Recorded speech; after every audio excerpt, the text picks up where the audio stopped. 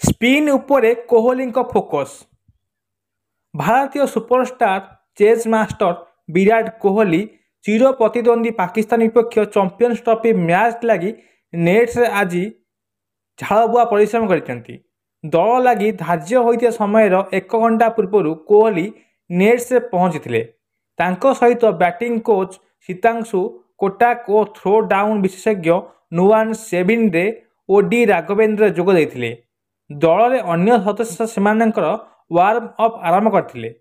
कोहली तांकर प्रथम net session शेष कर वर्षीय कोहली बांग्लादेश विपक्ष मैच रे लेग स्पिनर रिशाद होसेन को बॉल रे आउट होते। दिनिकिया लगातार षष्ठ थर पर से स्पिनर विपक्ष में आउट होते।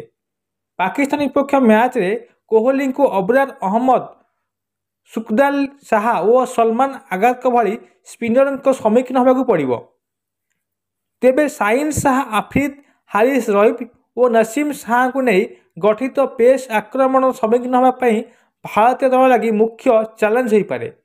फॉर्म नथिले भी क्रिकेट प्रति कोहली प्रतिबद्धता उपर प्रश्न उठाई पार ना।